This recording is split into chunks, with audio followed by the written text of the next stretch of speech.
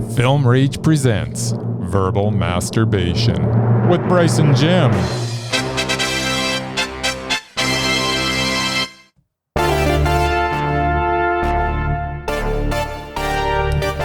In this edition of Verbal Masturbation, we talk to director of A Life on the Farm, one Mr. Oscar Harding.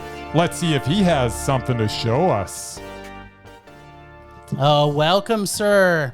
How are you doing from the fine city of Milwaukee? That's the one. That's the Beer one. and cheese, the Dairy State. I'm very well, thank you. That is fantastic. Well, thanks for joining us. And perhaps tell our listeners just a little bit about where they can find you and your film, and just tell us a little bit where they can find you online. Absolutely. I'm going to start off by saying that intro music just fucking slaps. I absolutely love it. I want that as my new ringtone. That's sick. Certified banger. But yeah, where to find us? So you can find us on, I love giving out all the different usernames because you can't have the same one, apparently. No. Life on the Farm is a little bit too generic. Facebook, which no one uses anymore, you'll find us on ALOTF doc. Have fun remembering that. Yeah. Twitter, you will find us on A Life on the Farm. Oh, nice. I got that one. And then Instagram, it's Sonderbar Pics. So that is my production company with my two partners. Because who doesn't want to have multiple usernames going across all the different social platforms? You know, make it exceptionally difficult to find us. We were very lucky because we started having different ones, and then somehow I was able to steal Film Rage YYC. No one has it but us. Okay, no one has told me this, and I guess because I'm not Canadian, I don't understand it, but why does everyone refer to Calgary as YYC? You know, it's funny because we're probably one of the only cities that do this. I don't know why. It's like Calgary took this and owned it, and it's because we became, I think, an international airport back a few years ago, and when we did, it was like, fuck yeah, look at us go. We're the world, baby. And then it's like, we just want to brag about the fact that we got YYC and we're international. That's the only thing I can guess about it. It's like, I would have taken CAL and confused everyone trying to go to California. Yeah, there you go. Exactly. Nice. You missed a trick. So we play a little bit of a, what would you say, room opener or putting our guests at ease. So we play this game called Or.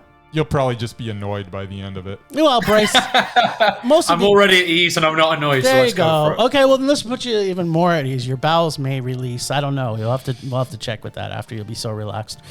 I'm gonna have to come back in a minute. Nice. Okay. I'm very relaxed. It's really simple. I'm gonna say two things, and you're gonna say one or the other. Michael Moore or Morgan Spurlock. Ooh. Michael Moore, for so many reasons. All right. You don't have to explain, but you can. You can give more deets. It's okay. That if you don't want to, just say, that's me. No, I just remember watching Fahrenheit 9/11 and Super Size Me at around the same age, very formative years, and just, I don't want to see a man eat himself sick with McDonald's, so I'll go with Michael Moore. Well, and yet Michael Moore probably has done that a few times himself, so. Yeah, maybe. Okay, Shaun of the Dead or Dawn of the Dead? Oh, Shaun of the Dead. And I love Dawn of the Dead, but Edgar Wright is just such a hero. He's an inspiration. He was kind enough to politely turned down the offer to be in A Life on the Farm, actually. Whoa. He was very gracious about it. And he's a busy man, so I was surprised he even got back to me. Yeah. Wow. So yeah, because he's about 15 minutes drive from where I come from, and he's about 30 minutes drive from where A Life on the Farm takes place. And he was making his movies at the same time as Charles, so he would have been a perfect fit. Oh, but I love Edgar Wright, and I love that movie. So that's the so close. fact that he took time to say no to you is awesome. What a gent! Definitely. No, I will always take a polite rejection over nothing. So as he's opposed a gent. to ghosting. There you go. Yeah. Okay, Laverne or Shirley? Oh, I see what you did there. Yeah, you do. Because you're living where? Milwaukee. Yes. I was literally It's funny. I was at a brewery tour. My mom came over from Ireland, and I took her to one of the breweries here that has some of the original props from Laverne and Shirley. So we're singing the theme song like idiots. It's like she's between children. I'll go with Shirley. No offense to Laverne. I'm sure I'm going to piss off a lot of people with that choice. I don't know. There's some pretty big fans of both, I think. That's why they were famous for so long. This is a tough question for you, and it may confuse you, but football or soccer? I see what you did there. I'm just going to have to go with soccer because I'd be betraying my people if I didn't. Nice. All right. And it doesn't last 4 hours. So yeah, there's also exactly. That. 90 minutes in and out. Nice. And the last one, Thailand or South Korea? Gonna go with South Korea. Partially the movies, partially I'm not the biggest fan of Thai food. No offense to people of Thailand. Yeah, no. We'll go with South Korea. Nice. That is also my answer for that one. It's my next visit when I can fly international. Yes. Nice. All right, and that is it for our little game. You survived, and You your did. diaper doesn't Thank need you. changing, I think. So we'll jump right into it. Tell us about the journey from making shorts such as The Zombies in 2005 and 28 Days Later in 2009 to making your first feature length, A Life on the Farm. So first of all, I thought it would be years before I bring this up. So I didn't direct The Zombies. That for some reason, and I cannot explain why, that is on my IMDb. It is. I have tried getting my name taken off it for years, and every time IMDb won't let me. But I have nothing to. I don't know what that is. It mentions a bunch of people, like Lola the dog, who I've never even heard of. So it's a weird one. So I'm afraid I didn't do that. I did do 28 Days Later. Yeah. Maybe they just thought, he must have because he also did 28 Days. Zombies, right? Yeah. A movie we solely made because we just found the name so funny at the time because you're an idiot in high school and we had a friend called Dave. Nice. It's the only reason we made it. We liked the pun title. There you go. But yeah, that was just that was high school, and I was just making dumb movies with friends. I'm one of those annoying people. I've had the bug since I was a tiny little kid. I got a camcorder, a VCR one, just like Charles at 11. I was just making stupid shit. Went to college, met the partners I made this movie with, and we've been making stuff ever since. And we, one of us works in visual effects. He's worked on Star Wars. He worked on Lord of the Rings, Jurassic World. He's out in Australia now at the minute.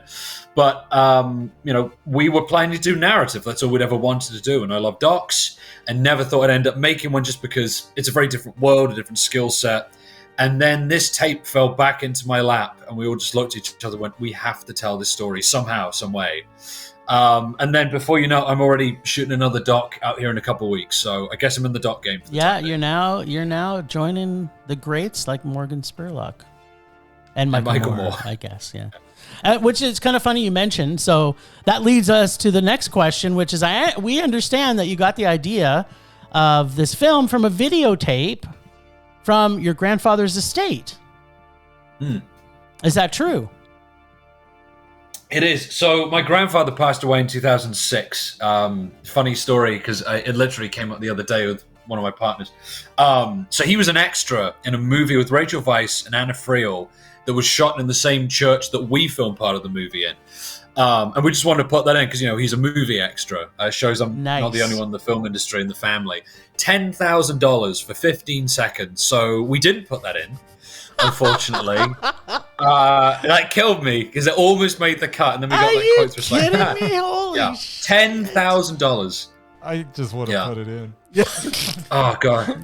You would have done another. Just put it in and then get sued. Great. Yeah, another Kickstarter for that. Oh, man. So he passed away in 2006. And, we go down to the family house to go and clear out the possessions. My aunt finds this videotape.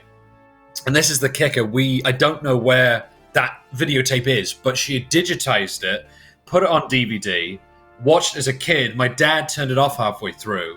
So you have this strong first half of Charles's movie, and it's just playing in the back of my mind for years and years. And we moved house, lost our copy of the DVD, and it just never got brought up. And I always wondered what was on the second half of that tape. I think it was like late 2017, early 2018. I'm just, bringing it up in conversation with my aunt. She says, well, why did you never ask? I happen to have my own copy here. So I sit down, first time in over a decade as an adult this time, and I just see this movie, and it's even more extraordinary than I could have imagined. And I just showed it to my partners, and we thought we've got to find out who the hell this guy is and do something with this tape, because it's just, it would have been to everyone's detriment to just leave it sitting there as an oddity. I'm a better man for having seen it. Yeah, I think so too. I think I was a better man for having made it. You know, it really changed some of my attitudes to death and that kind of thing. Well, yeah, I mean, it's not just, it's that plus about humanity, right? The film is really human, right? It's just... I mean, that, you know, there's only so much that a filmmaker can do. I mean, first of all, that movie is only as good as it is because of our editor. She's extraordinary. Her name's Hannah Christensen. Hire her if you're looking for an editor. She's brilliant. So I put a lot of the credit to her. I put a lot of the credit to our composer, Sam Toms, because that score, I think, elevates it. And I think he did an extraordinary job. But besides those two people, and there's, you know, a million people who worked on this doc, it's Charles's work, and it just speaks for itself. And I don't think the film would be as good without his footage. It's the star of the film. Oh yeah. More so than anything the rest of us could have done with it. Yeah, like, I mean, you could have made a documentary if you didn't have a copy of it, but people would just go, okay, I want to see this movie. And actually, that's the first thing I said when I came out of the movie was like, I need to see this movie in any one of the multiple formats. I have some very, very, very bad news for you, and I forget if I brought this up in the Q&A at Calgary, but this gets the biggest gut punch from everyone I tell them. So Charles's cousin is in the movie, and he, you know, was his best friend, his neighbor. He's the one who got him into filmmaking, and he was the custodian of hundreds of Charles's tapes. And we go to interview him, and as we're leaving and packing up, he says, you know, God, I wish you'd come here a few years ago. And I said, why? So apparently, a few years before we even started making this movie, he had hundreds of these tapes, and he went, oh, they're taking up space. No one's ever going to want to see them. And he threw them away. Hundreds of tapes gone. No. I was so crushed. And I'm absolutely praying that one thing that comes out of this movie is someone sees this and they might have a copy of a new tape. Yeah. Because the only one that you have is the DVD bootleg from your aunt. Is that it? Yeah, there's the DVD bootleg of the copy that Charles gave to my grandfather. And then there is an extra little bit of footage, which is in the movie that, you know, we found it on YouTube, and that kind of spirals a whole other part of the story. And, you know, I think just because, you know, the uploader of that, you know, is quite a private person, they just, you know, privated it, and, you know, that's their right to do with the footage. But we're just very grateful, you know, we were able to use that additional footage, because I just love what he's doing in that. Charles makes a short film with that stuff as well. And it just kind of, you know, led to this fan club that he had, you know, when he was alive, and he didn't even realize it. So his work was touching people outside of Somerset long before, you know, we came into the picture and found this tape. Right. And so you think that's it? There's two, as far as you know, there's two alive. There's got to be more out there, I think people would have to. Yeah. Well, hopefully enough there's more out there. People see your film. Hopefully, because of that, some will surface. I really hope so. You and me both, mister. Yeah. That's the first thing we'll buy. We want the box set. There was one guy who was almost in the movie, and I just don't think he was comfortable on camera or whatever, but I spent months on the line to this, you know, this landline with a horrible reception in the middle of rural England. And he claimed that he had a mixtape that Charles had made, but it was locked in a barn somewhere with a rusty lock. So I was calling every few weeks, like, hey, have you opened the lock to the barn yet? I'll get round to it. He finally got in, and apparently there was nothing there. Oh, no. Yeah. I would. So he was into mixtapes as well. He was doing radio stuff. Who knew? If you find somebody that says the same thing, tell me. Bryce and I'll hop on a plane. We'll bring our axe on the plane. Oh, yeah. And we will Not if I beat you there first. We'll meet there together. I'm up for that. It's just, there's got to be more stuff out there with people who just haven't seen the film yet. Yes. So, does this film get made without Kickstarter?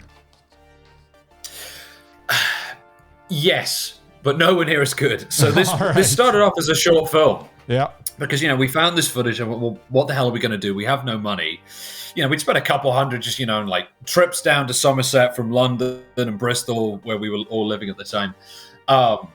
And, you know, I thought, well, maybe we get this footage and we just try and put it on the road. I don't know. We need to check all kinds of stuff about doing that. And then, you know, we knew locals in the area because of my family connection. And you see in the movie, my grandmother was the district nurse, so she knew a lot of people. So there was already a little bit of goodwill, which is great. And, we built up trust in the community, and there's plenty of locals in the movie.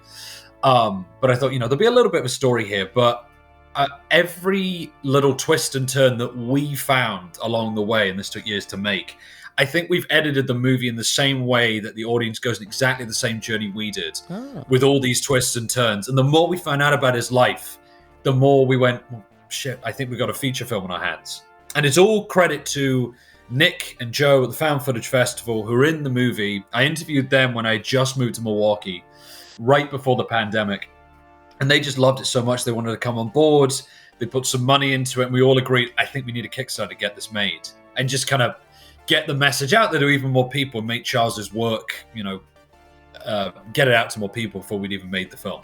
So yeah, no, Kickstarter was a huge part of getting this made. And how much of I didn't go on Kickstarter, I just heard about the Kickstarter, but how we much had did raised you crush a couple your goal hundred? up? Yeah, we got a couple $100 just above what we were asking for, which was a huge relief. Yes. So you really did make it a bit on a shoestring budget. Oh yeah, no, I mean, the biggest thing you find, and I'd warn any aspiring filmmakers out there, get a shit ton of money together for the music and footage rights. Yeah. Because there's a tiny little bit of footage which isn't Charles's that we had to license from the BBC.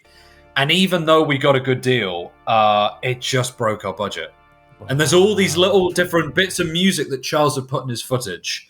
And we, went to a music coordinator, and I said, is there any way we don't have to buy the rights to this music? And we went, no, you got to pay for everything. So at one point I get this email, and our music supervisor says, yeah, David Byrne's people have been on the phone. You're going to have to write him an email asking his direct permission. So it's like 7 a.m, and I'm going, hello, Mr. Byrne. Yeah. Please, can we have 10 seconds of your song for very little money? We have no money. Please, please, please. So that was one of the more interesting bits of making this film, is having to personally appeal to David Byrne. He's not seen the film. So did he just say, yeah, you can have it, or did he make you pay for it?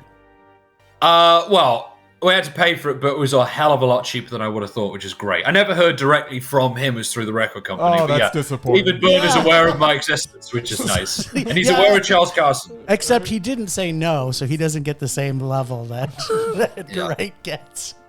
Yeah. Nice. All right, so the question that always on everybody's mind, cat? Cats plural. Great movie. A masterpiece. Tom Hooper is famous. No. Definitely not. No. This is the second least horrifying movie featuring cats. Yes, exactly. Thank you for letting everybody know, because we also agree with that. Yeah. And so tell us a little bit about the cat, which is a bit of a...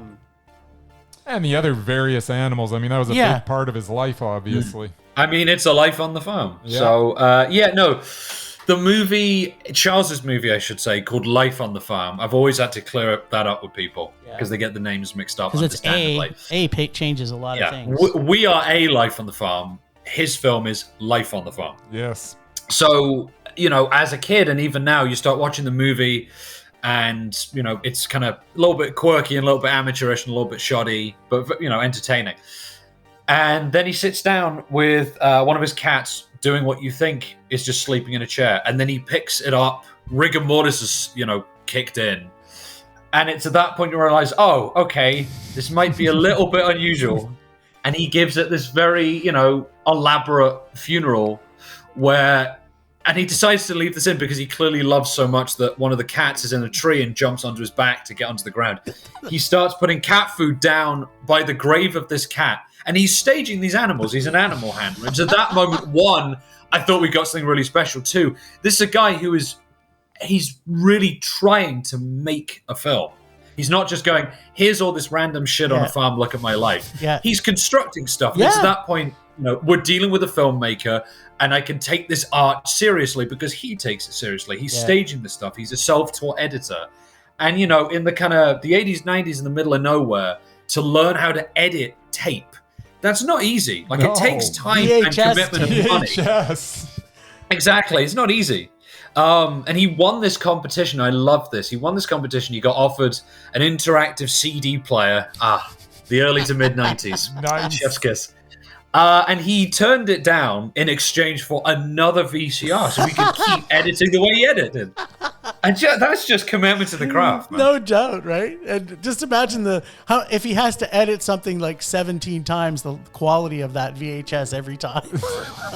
Every little generation. And we found that there's a little bit in the movie where we're editing a sequence and we passed his footage through a tape, I think we did 14 different times to get this, gradual degradation of the footage. Yeah. And it just looks like something out of a horror film. But I love playing around with the look of VHS because you get a lot of movies now where they do the VHS aesthetic, but they just add a digital filter on, and it pisses me off whether or not the film's good. It's so good. So good. Yeah. Just get down there, get your hands dirty and really get to grips with the VHS tape if you're going to do that. Nice. All right. So, just curious. This would be pure speculation, but in your opinion, how much was this Charles himself in his films, and how much was him performing for the camera a little bit? It's tricky because, you look at the stuff and I feel like the performer and the man kind of blur one into the other. He's very clearly playing up a bit to the tape, but I mean, speculation, let's go 75% the man, 25% the performer. And I think that's why I love it. It doesn't feel awkward or fake. It's him being very genuine and very authentic. Yeah, which it comes across so well. And even just, not just the films themselves, but your ability to pull that out of the people that he was surrounded by. Do you know what I mean?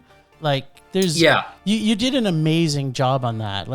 To your point, I think with this film starting as a short and making its way into a full feature, a lot of directors, and I got to give you a lot of kudos to this. We see a shit ton. That's the technical term of movies. A shit ton of films, and there's not very many directors. You can see that for a lot of directors that try and start with a short and then try and build it to a full doc, and don't have that level of ability to make the emotions come out like you did in this film. So absolutely kudos. Well, thank you. Kudos. I was very, very resistant to making this a feature because I love docs, and the amount of docs that you see where you think this would make a great 20-30 minute short, and they drag it out to hit the 90-minute mark, and it's just such a damn shame. So I kept pushing for us not to make this a feature, because if we're going to make a feature, it better damn well, keep your attention and deserve the runtime. Yep. So, we whittled this down from a 4-hour cut to a 2-hour cut to a 90-minute cut. I still think we could probably lose a couple of minutes to get it down to 70, but the story, I know, but the story kind of you work with what it gives you. So everything we do, it's what the story demands. So we're just, organically making this as long as it is or as short as it is. It took a lot because, to make your first feature, one, is a hell of an undertaking. Two, you better be damn sure you have a story that can keep people's attention, because it's a lot to ask people to even, the movie's 75 minutes, an hour and 15. That's a lot to ask people to, take time out of their day or hire a babysitter and, come down to a movie theater. 90 is too much, because we looked at it as 90, we're going to lose people. 75 is a little bit of a stretch, but I think we just about get away with it. Oh yeah, you absolutely get away with it. And I'll just add one more thing before I move on to our rest of our questions. But the reason that we connected is because somebody, I think it was on Twitter or on Instagram, actually asked what was my favorite movie so far this year, and I actually put A Life on the Farm, and then you tagged me on it because of it. You actually said, "Hey, thanks." It absolutely means the world. Any filmmaker, you spend fucking years of your life, and I have a lot more gray hairs than I did at the start of this thing, and just to have someone who you've never met before say, "I love this movie." It really means the world. We've been very fortunate that generally the reception's been pretty positive. And once you start to hear good stuff from people who aren't friends and family, that's when you know you're kind of onto a good thing. Yes. Yeah, we don't come by the name film rage. Difficult. Our share of We rage. do our fair share of raging. So You are not easy to please. yeah, exactly. How many years do you think he actually was made? I mean, I know you maybe only had so much footage, but in your discussions with people, how many years do you think he was doing this? So I'm just going to take an educated guess based from the little bit of detective work that we've been able to piece together, because, slight tangent, you meet all these people from different facets of his life, and a lot of them didn't know what he was doing. They didn't know he was making films, what they lived 20 minutes away from, or they'd known him back when he was teaching at one of the top agricultural colleges in the UK. And you're telling them stuff about the life of this guy they knew that they had never known. But sorry, I lost the question there. Brain fart. No, just how many years do you think he was right, doing it? yeah. 'Cause So you got your I'm going to tangent make... going, which is Right, great. exactly, yeah. I love tangents. Yeah. I'm going to take a guess from around 86 to 96, roughly. And it might be actually closer to 86 to 98. I'm going to go and say he had at least a solid decade of filmmaking in him. Filmmaking. And that was just when he got back to the farm, right? Yeah, he moved back to the farm. He had, spent years building up his own life for himself up in the north of England. And then he came back to care for his family and the family farm. And thanks to his cousin who's in the movie, he found this creative outlet.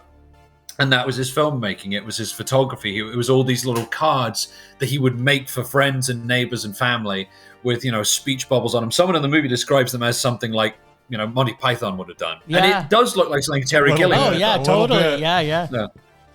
God, I would have loved to be done a stop motion animation by Terry Gilliam. Oh, Yeah. And he'd done mixtapes, so who knows? There's honestly so much we don't know.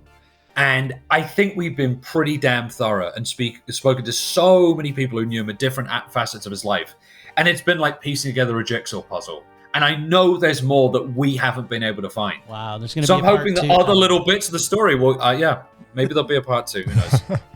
So, how willing were the residents of Somerset to open up about their Charles Carson experiences? Yeah. With any documentary, you've got to develop relationships and build trust and make sure people are comfortable. And when you have a central subject who passed away, who can't speak for himself, people are a little bit reticent. But as I say, we had a lot of goodwill going in because people knew my grandparents who lived in the area for decades. So that helped. And they knew my dad, and some of them, vaguely remembered me as a tiny little kid, even if I didn't remember them. So that helps. But, it takes a little bit of warming up. You've got to introduce yourselves. A lot of the time we would send out letters first. So you're not cold calling people wherever you can. And it just gives them a little bit of time to think about it. And, a lot of these people, they told me at the start, I don't remember much. And about 2-3 hours later, when you've stopped recording, they've given you years of stories. They remembered everything about him. Funny. And even then, they want to make sure that, one, you're making them look good on camera. And two, that you're doing right by this guy who they knew. And he was a kind man. He was a family man. He was just a good person and a teacher. And, that was the main thing. We wanted to make sure that this was respectful. Mm-hmm. And I think that we really lean into it at the start of trying to present the kind of film that this could have been. And by the end, it's the kind of film that avoids what that could have been. So you watch that intro and you watch the trailer, and it looks like a million, generic Netflix true crime docs painting this guy to be someone he's not. Yeah. Because, you get local eccentrics, and I think you just immediately, have a negative first impression.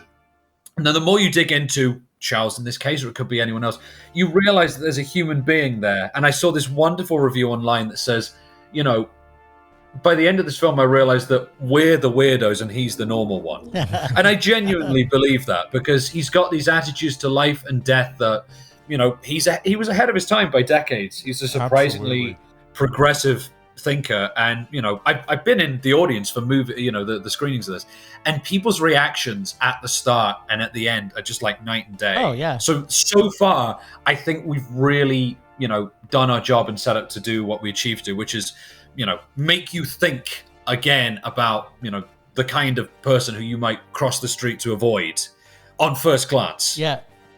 Yeah. Anyone in overalls, that usually makes me do. I usually think of Texas Chainsaw when I see overalls, but So can't help but notice the lack of the Carson family's participation in this. Did they support the project? Yeah, so from the moment we started this, we wanted family involvement, right? Because first of all, it's a dad, it's a cousin, it's a husband, that kind of thing. So, and also it just makes for a stronger story if you're hearing from the people who knew him best. So we are incredibly lucky that we did get Charlie, who knew Charles. I know Charles, Charlie, and everyone who knew Charles Carson refers to him as Charlie. It got very confusing. Charlie's in the movie. He gave us hours of his time. We interviewed him multiple times. He's been amazing. He's one of my favorite interview subjects in the film. And, we really learned about Charles as a human being through him. And we did reach out to the kids. As you see in the movie, his wife very sadly passed away years before we were even making this.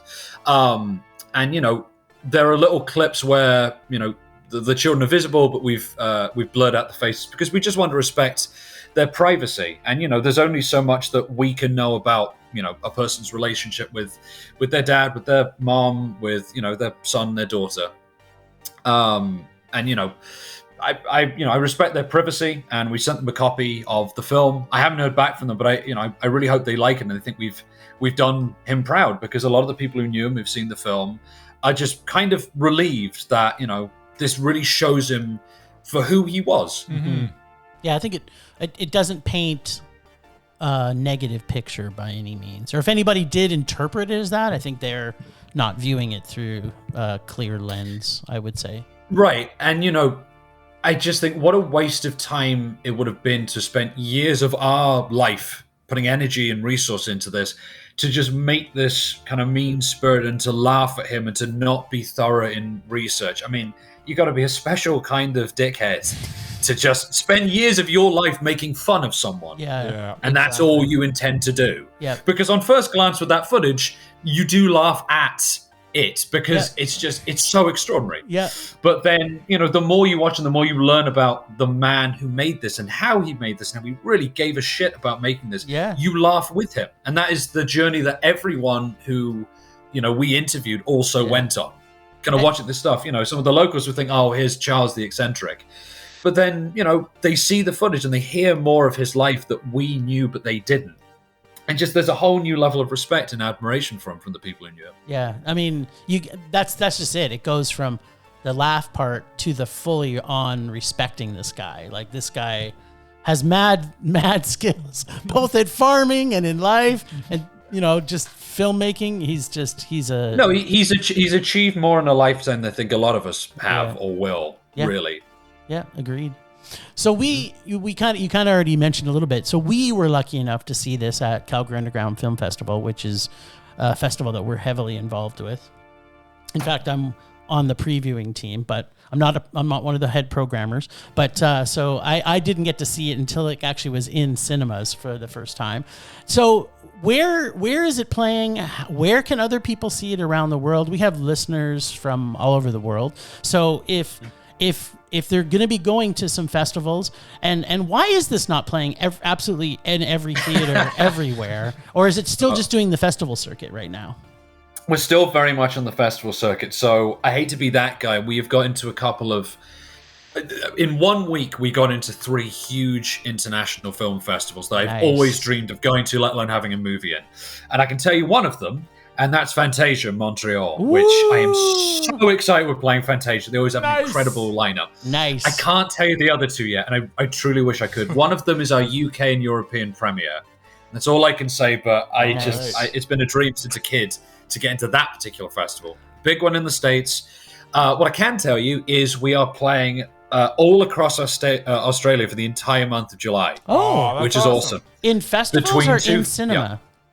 Yeah. Sort of in both. So we are playing the Melbourne Documentary Film Festival across all of Australia online for the whole month of July, except the region of Western Australia. The reason for that being because we are playing in theatres as part of the Revelation Perth Film Festival on the 10th and the 17th of July. And then straight after that, we are going to be streaming online for the second half of July with Revelation through their online platform. So you have all of July if you're in Australia to watch this movie. Yeah. And I couldn't be happier. I have family in Australia.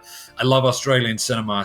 And our production partner, the assistant director on this, Dom Platten, he lives in Australia, so he's going to be going out and representing us all across the continent. So you're not going to get to go over to Aussie land.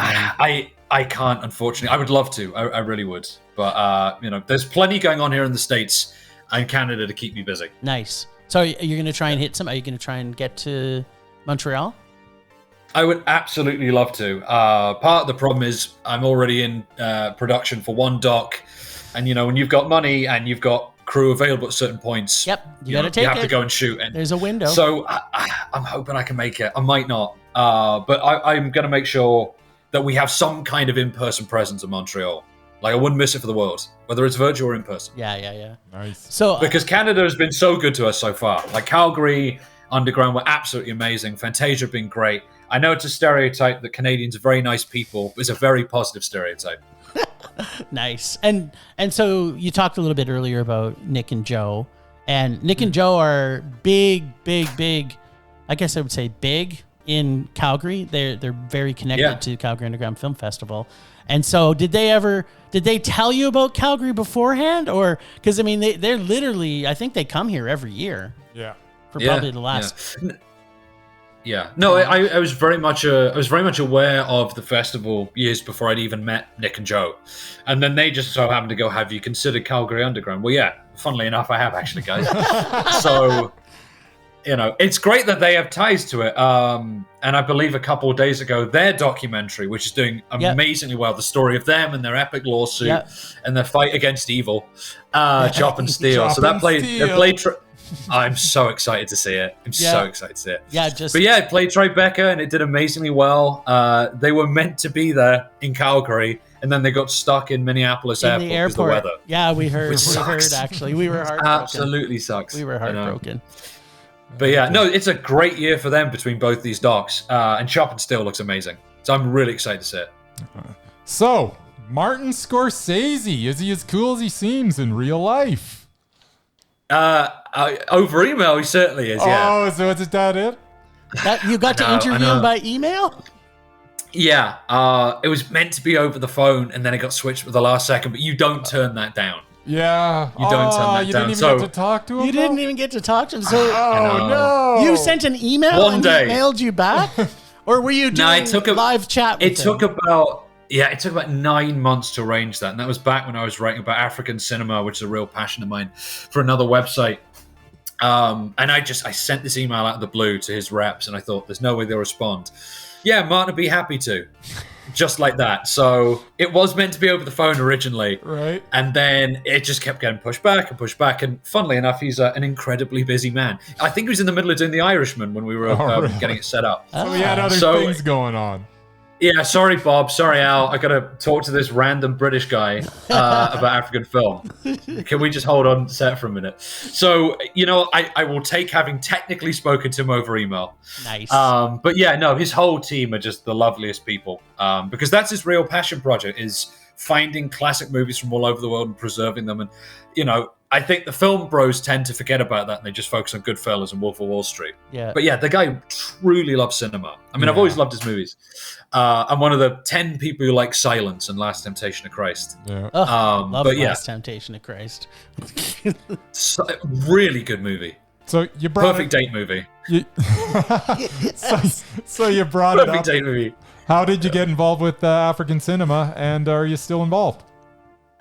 Yeah, still involved. Quite a bit less than I used to be, just because this film took off, and I had to drop a whole load of commitments. But I went out there. When was it? 2013. I went to this tiny little African island called Zanzibar, and I didn't know a whole lot about African movies, but just someone who loves movies in general. And even at that point, I was into world cinema, and I went over there and I got friendly with the guy who runs the film festival there, and it genuinely surprised me that you've got one of the biggest continents on Earth. You've got 54 different countries. People talk about Kurosawa. They talk about Jean-Luc Godard, Denis Villeneuve, Wong Kar-wai, Bong Joon-ho.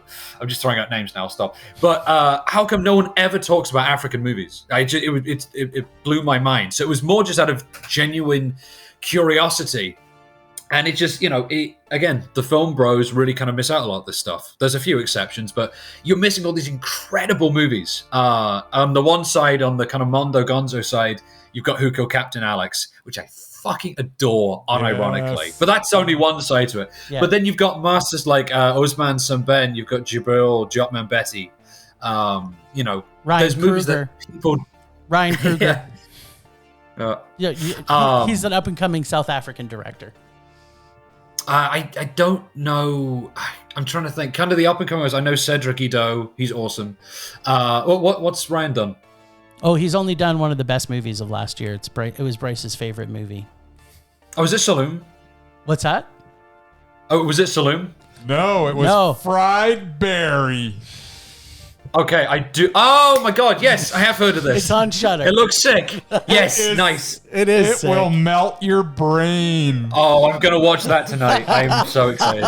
Although we did see Nice. Salome at Cuff, which is also one of Bryce. It was playing the Milwaukee Film Festival, and I missed it. And I was so upset. I desperately want to see Saloon.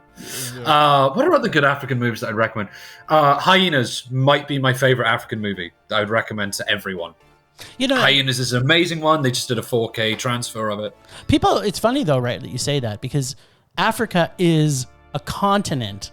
It's not a country. People just by accident go, oh yeah, African cinema. I'm like, you mean like Ethiopian cinema or Sudanese cinema or South Africa? It's like there's so many countries and they're all, or right. No one Ugandan. says Asian cinema, do they? Yeah.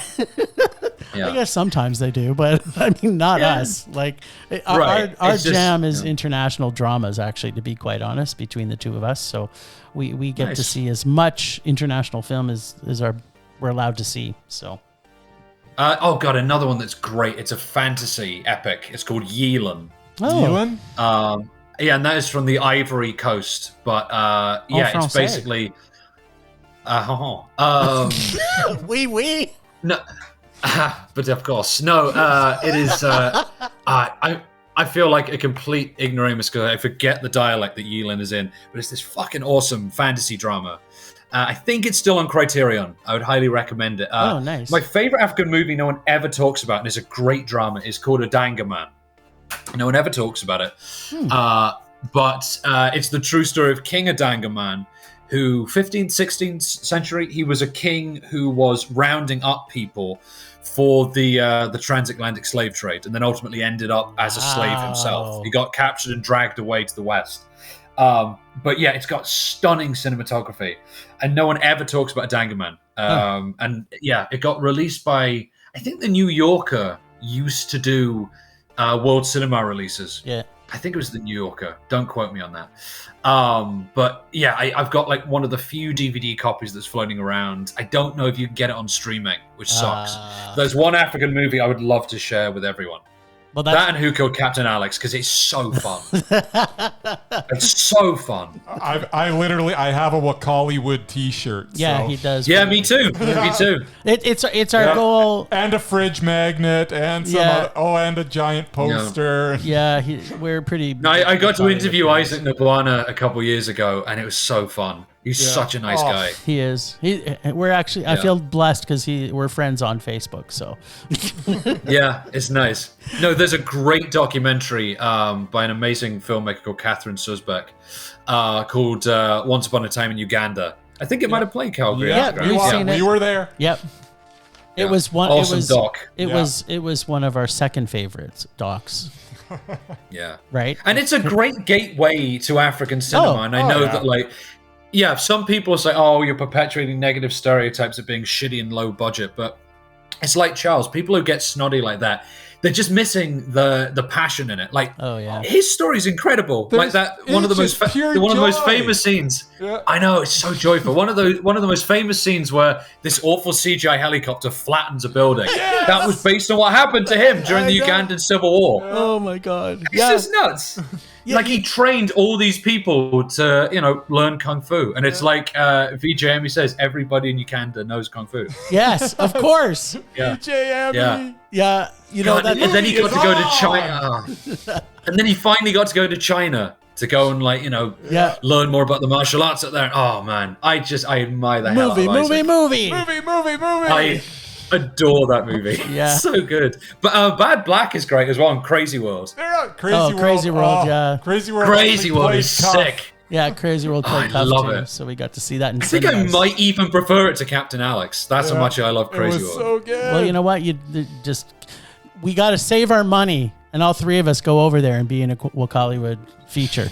Oh if you my show god! up, we'll put you in the movie. Yeah, I think about that a lot. I really think about doing that a lot. nice. That'd be sick. Okay, so you went from Bristol to Milwaukee. You kind of alluded a little bit to it, but that's a huge change. Quite a jump, yeah. Yeah. So I was in college in the UK doing my undergrad there, and they offer an exchange year. So I just thought, well, I did American studies. It'd be pretty stupid not to go to America. So you look at the sister programs, the sister colleges that are kind of tied to your British college, and you have a preference sheet. So obviously, being 19 and thinking movies, you assume California. So the top three I'd put down are UC colleges. I had a good friend who's a screenwriter in Hollywood who went to a place in Massachusetts. That was my fourth choice. And I didn't know what to put for my fifth choice. There was a whole bunch of places that I wasn't too fussed about going to. And then I just saw there was something in the Hollywood Reporter, and they put UWM, University of Wisconsin-Milwaukee's film school, as one of its top 20 film schools in the world. And I was already a huge fan of American movie. I love that movie. So I went, screw it. I'll put it as my fifth choice. There's no way I'm even going to end up there. Maybe I'll end up in Massachusetts. I get a letter a few months later saying, congratulations, you're going to Milwaukee. First thing I did was go into Google Maps and find out where the fuck it was and what Wisconsin is. But then you found out there was cheese and beer, and you're like, okay, fuck all those other places. What more? Yeah, exactly. Yeah, I just got a really good winter coat. Exactly. It's really fucking cold here. Pack your winter coat. It gets really fucking cold. But I love this city. I've called it home now, like permanently for the last 3 years. But yeah, no, I met when I did my exchange, I met my now wife there, and we did long distance for us. So I was going back and forth between Bristol and Milwaukee.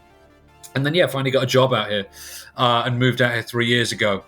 Right as we'd started shooting A Life on the Farm. And I just said to the guys, look, I come back every couple months.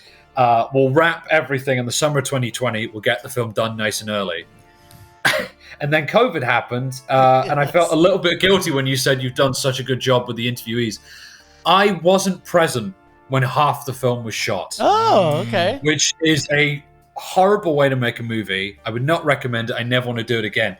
But when you've got all this money on the line and expectations, you just have to get going. Yeah. So I shot as much as I could here in the States, but we hired a crew to go out to LA to shoot people. We hired a crew to go out to New York to shoot people. I couldn't do those. So I'm in Milwaukee. I'm in the North Woods of Wisconsin. I go up to the UP in Michigan. I go to Des Plaines in Illinois. I'm covering that side of it. And then, Dom and Ed, I've known them since college. We made this movie together. We're making other stuff together. And I couldn't have made it without them. It's my name credit as the director, but really there's 3 directors on this thing. Yeah. So they have to go and shoot a huge chunk of this movie on their own in rural Somerset. And, that's tricky because people know me through my grandparents, and I have to, over WhatsApp, over Skype with bad reception in the middle of nowhere. And a lot of these people are hard of hearing. So I spend hours of my days screaming down the phone at these people in their 80s and 90s, trying to just convince them to be in the movie and that, we're doing right by Charles. And then tell them, great, so you're not going to meet me, you're going to meet these other 2 guys. I promise they're on the level. But, they just did this incredible job. And one of the reasons I wanted to make the movie is, apart from Hot Fuzz and Straw Dogs, no one ever really shoots that part of the UK. And the scenery there is stunning. And we just wanted to get as much of that in the movie as possible to showcase the place as well as the man. So I think we did that right. Ed Lomas was the cinematographer, and he just did the most incredible job capturing all this scenery. It's stunning. It's really stunning. Go Badgers. Yeah, go Badgers. Nice. Go Pack, go Bucks, go Brewers. Yes. All of the above. So Sonderbar. Sonderbar? Is that how it's pronounced? That's the one. It's German. Sonderbar? Yeah, Sonderbar. Sonderbar. Sounder. We always pronounce it like that.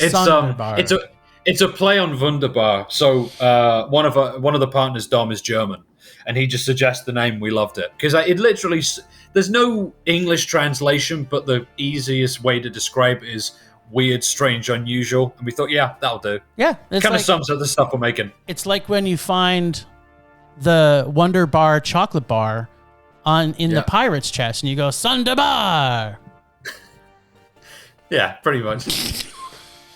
It's exactly like that. Let's say it's exactly like that.